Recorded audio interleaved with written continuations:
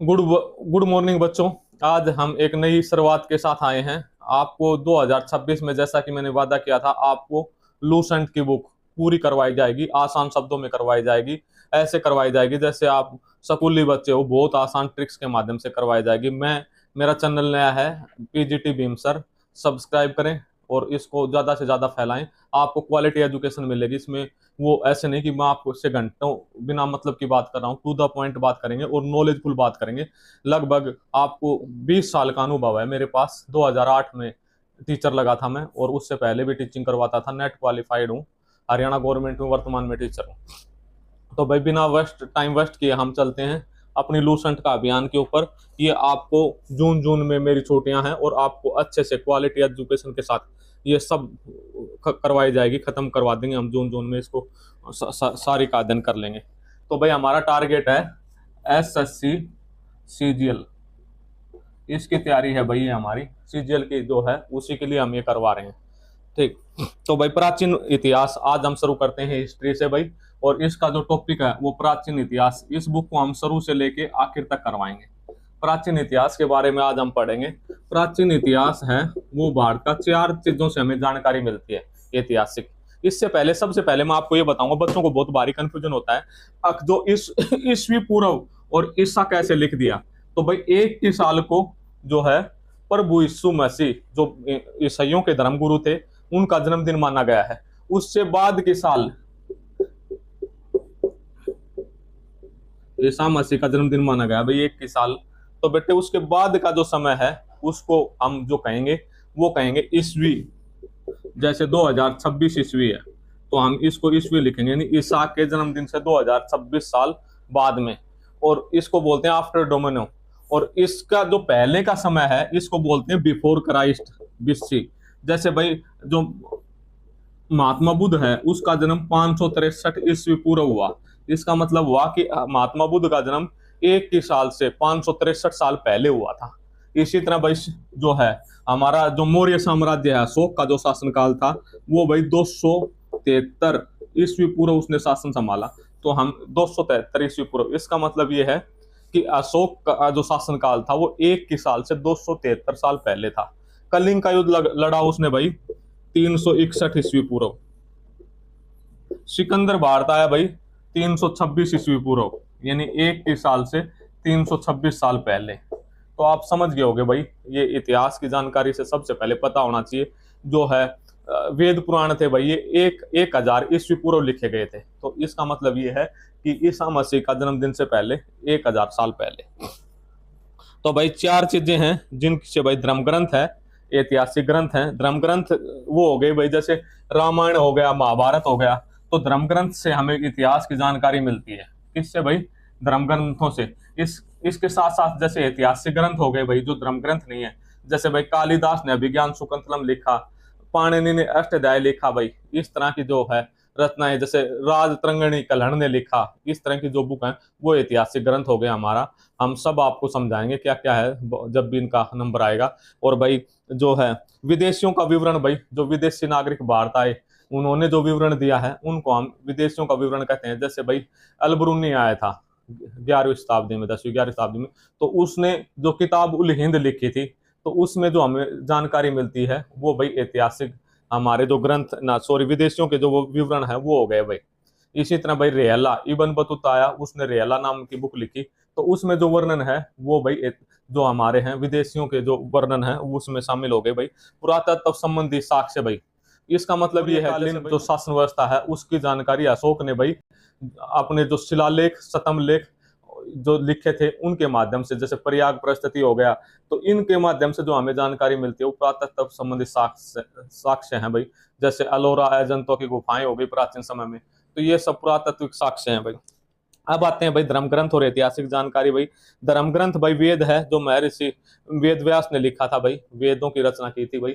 ये लगभग 1000 ईस्वी पूर्व हुआ था भाई इसका। ठीक। और भाई वेद 4 हैं। सबसे पहले भाई ऋग्वेद है, उसकी भाई जो रचना थी वो भाई विद जो है उसकी ऋचाएं विश्वामित्र ने की थी भाई इसकी। और 10 मंडल हैं और 1028 सूक्त हैं भाई।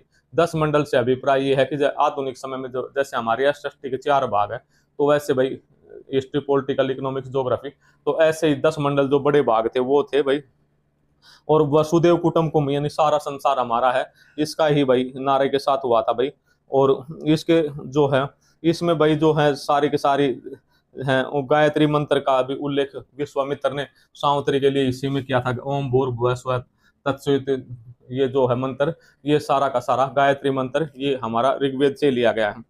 इसके अलावा भाई जो पाठ्य है भाई, मंत्र बलि, इनके जो यजुर्वेद में मिलती है भाई।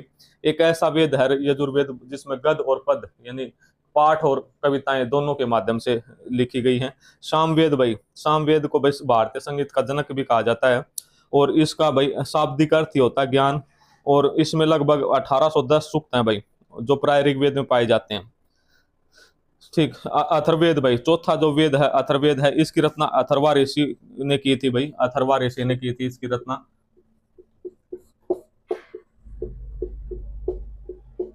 अथर्वा ऋषि ने भाई इसकी रचना की थी अथर्ववेद की। इसमें भाई लगभग 731 मंत्र हैं और 6000 पद हैं। इसमें भाई ओहदे से संबंधित जो जानकारी है वो अथर्ववेद में मिलती है। आपको मैं बता दूं, सबसे जो प्राचीन वेद है वो ऋग्वेद है, और सबसे एंड में जो वेद लिखा गया था वो अथर्ववेद था। इसमें भाई अंधविश्वासों और विचारों का विवरण मिलता है। इसमें भाई गृह निर्माण, कृषि की उन्नति, व्यापारिक मार्ग, रोग निवारण, विवाह, इन सभी की जो जानकारी है, हिंदू धर्म की विवाहपत्ति कैसी थी, कैसे होता था। इसमें भाई सभा और समिति को प्रजापति की 2 पुत्रियां कहा गया है, जो राजा की सभा और समिति होती थी उनके बारे में बताया गया है। इसके अलावा जो भाई जो है ऋग्वेद सबसे प्राचीन है मैंने बताया कि, और अथर्ववेद सबसे बाद का वेद है। ब्राह्मण, अरनायक और उपनिषद, तो भाई इनके वेदों के बाद जो लिखे गए थे वो ब्राह्मण ग्रंथ थे भाई। ब्राह्मण का मतलब जाति से नहीं है, ब्राह्मण जो ग्रंथ थे ये, और आरनायक भाई और उपनिषद, ये सभी में जानकारी मिलती है। और ये आप यूं कह सकते हो भाई, जो वेद हैं वैसे भाई ब्राह्मण ग्रंथ भी हैं, जिनमें एक तरीय, कौशितकी, तैतरीय, शतपथ, ये सब ब्राह्मण ग्रंथ है। पंचविश और गोपथ, ये जो है ब्राह्मण ग्रंथ वैदिक साहित्यों का व्याख्या करने के लिए गद्य में लिखे गए हैं। गद्य का मतलब भाई जो पाठ के माध्यम से, जैसे गद्य और पद होता है, कविताओं को पद बोलते हैं भाई। प्रत्येक संहिता के अलग अलग ब्राह्मण ग्रंथ हैं जिसे सारणी कहा जाता है। एक तरीय राज्य विवेचक के नियम, यानी राजा कैसे शासन करता था, उसका जो राजमुकुट था, जो सिंहासन धारण करने का जैसे वो होता था, किसी को राजा बनाया जाता था, उसको राज्याभिषेक बोलते थे, तो उसके संबंधित नियम भाई इसमें दे रखे हैं। वैदिक साहित्य में ऋग्वेद के बाद शतपथ ग्रहण का ही स्थान है भाई। उपनिषदों की संख्या 108 है भाई। 13 को मूल उपनिषद कहा गया है, 108 संख्या है उपनिषदों की भाई।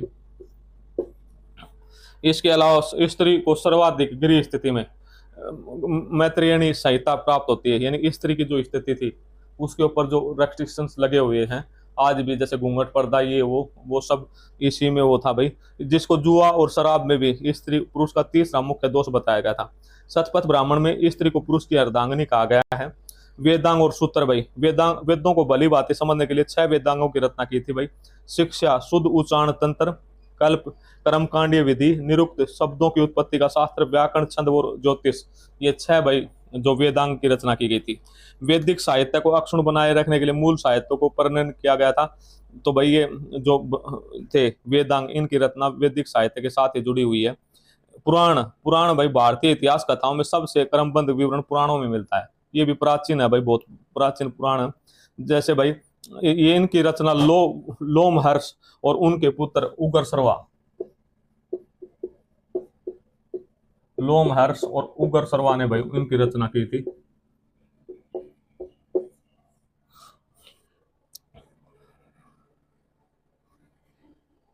इसके अलावा भाई इनकी जो संख्या है, पुराणों की संख्या 18 है। पुराण 18 भाई, वेद 4, पुराण 18। और भाई विष्णु पुराण मौर्य वंश में लिखा गया था। मौर्य जो वंश था, चंद्रगुप्त मौर्य, अशोक और बिंदुसार, तो इनके मत्स्य पुराण आंध्र सातवाहन में, वायु पुराण गुप्त वंश में भाई, ये सारे के सारे लिखे गए थे। अधिकतर पुराण संस्कृत भाषा में लिखे गए हैं। मैं बता दूं आपको, मंदिर में पूजा पाठ की भाषा जो है वो संस्कृत है, पुजारियों की भाषा भी संस्कृत होता है भाई। इसका मंदिरों में प्रयोग किया जाता था भाई। बौद्ध, जैन और अन्य साहित्य, जातक बुद्ध की पुनर्जन्म की कहानियां वर्णन है। जातक कथाएं में भाई बुद्ध की पुनर्जन्म की कहानियां हैं, वो हैं भाई सारी की सारी। हीनयान कथावस्तु और महात्मा बुद्ध है, उसने भाई बौद्ध धर्म की स्थापना की, और उसके साथ ही कालांतर में जो है दो भागों में बट गया, एक तो हीनयान और एक महायान। महायान की जो शाखाएं थी वो श्रीलंका, थाईलैंड, कंबोडिया और चाइना, जापान तक चली गई, जबकि हीनयान भारत में रहा, दो भागों में है, ये बट गया था भाई। जैन धर्म के साहित्य को आगम कहा जाता है भाई, आगम जैन धर्म के साहित्य को, जैसे ये है बौद्ध धर्म से संबंधित आता है भाई ये पर्सन, और जैन धर्म के संबंधित आगम कहा जाता है भाई, आगम जैन धर्म से संबंधित है। इसके अलावा जैन धर्म की प्रारंभिक इतिहास कल्प सूत्र से ज्ञात होती है, जो भगवती सूत्र और महावीर के जन्म कल्प सूत्र, इसकी रचना भद्र भाव ने की थी भाई, किताब में नहीं है, मुझे याद है, मैं अपने से बता रहा हूँ, कल्प सूत्र की रचना भद्र भाव ने की थी।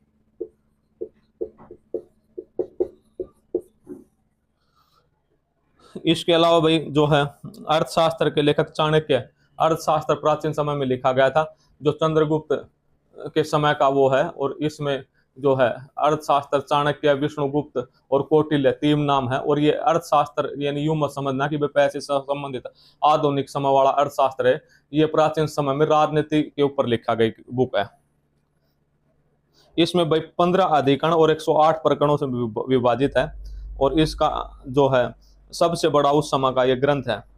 इसके अलावा भाई कल्हण द्वारा रचित रातरंगिणी, कश्मीर का इतिहास है, कल्हण ने एक बुक लिखी थी रातरंगिणी, उसमें कश्मीर का उस समय का इतिहास, प्राचीन इतिहास का वर्णन किया गया है। पंचनामा, चचनामा, चचनामा का लेखक भाई अली अहमद थे, जो अरबों की सिंध विजय का वर्णन, चचनामा भाई, चचनामा लिखा गया था भाई प्राचीन समय में। इसका मतलब ये है कि हमें उस समय की जानकारी मिलती है भाई, जो है पचनामा की पचनामा की रचना भाई, इसके लेखक अली अहमद थे। अष्टाध्यायी बहुत अच्छी बुक है भाई, इसका संस्कृत क्या व्याकरण है भाई, पाणिनि ने लिखा था इसको, पाणिनि ने लिखा था, और मौर्य साम्राज्य के इतिहास की जानकारी। अष्टाध्यायी बहुत ज्यादा वो आता है, अष्टाध्यायी भाई, अष्टाध्यायी,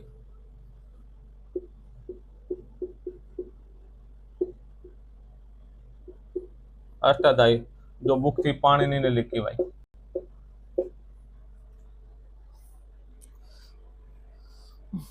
इसके अलावा भाई गार्गी संहिता एक ज्योतिष ग्रंथ है, और भाई रोमन और यूनानी लेखक भाई, जो उनसे भी हमें विदेशी जो आए थे उनसे भी जानकारी मिलती है, रोमन और जो थे उनमें भाई टेरियस था, ईरान का राजवैद था भाई, ईरानी राजवैद था टेरियस।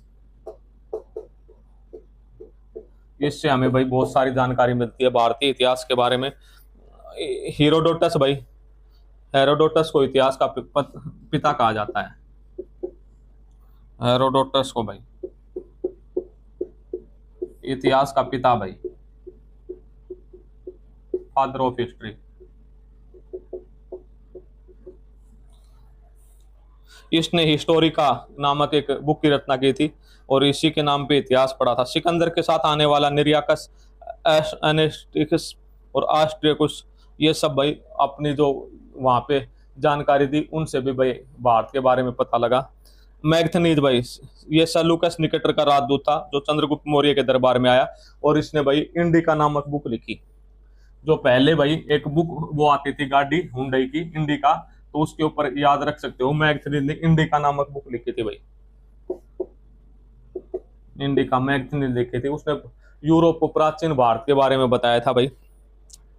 इसके अलावा चीनी लेखक में भाई फायान, फायान चंद्रगुप्त द्वितीय के समय पे आया था भाई, फायान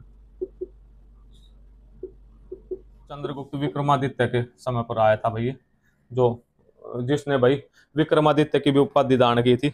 तो भाई फायान यहाँ पर लगभग 14 वर्ष रहा, और उसने मध्य प्रदेश के बारे में बताया। संगुयन भाई, यह 518 में भारत आया, इसने 3 वर्षों की यात्रा में बौद्ध धर्म की प्रतियां इकट्ठी की, यह तिब्बत का नागरिक था भाई। हायुंगसांग भाई, हायुंगसांग भाई जो था वो हर्षवर्धन के शासनकाल में भारत आया, 629 में भारत आया, लगभग 15 वर्ष रहा, और उसने भारत के बारे में जानकारी लिखी। हर्ष का जो शासनकाल था वो 606 से लेकर 647 तक था, तो लगभग ये हर्षवर्धन के शासनकाल में जो भारत में रहा 629 से लेकर 645 तक। इसने भाई वहां जाके भारत के इतिहास के बारे में बताया, और इसने भाई 138 देशों का, जिसमें उसने अपनी बुक लिखी थी, जिसमें CU की नाम की बुक थी। और इसने नालंदा विश्वविद्यालय का भी भ्रमण किया था, कई साल वहां पर पढ़ाई की थी। हैंगसांग के अध्ययन के समय नालंदा विश्वविद्यालय कुलपति आचार्य शीलभद्र थे भाई। एक और था भाई ईत सिंह, 7वीं सदी में भारत आया, उसने अपने नालंदा विश्वविद्यालय विक्रमाशिला विश्वविद्यालय का वर्णन मिलता है। इसके अलावा भाई अरबी लेखक, भारतीय इतिहास की जानकारी अरबी लेखकों ने भी दी थी भाई। जो अरबी लेखक समय समय पर भारत आए थे, उन सभी ने भारतीय इतिहास के बारे में जानकारी दी है भाई। क्या क्या जानकारी दी है भाई? अलबरूनी,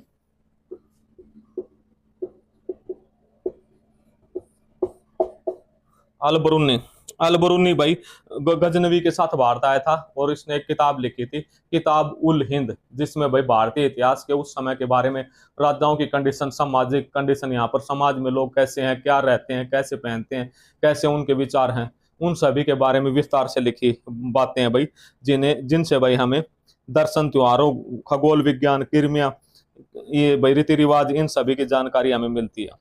इबन बतूता भाई,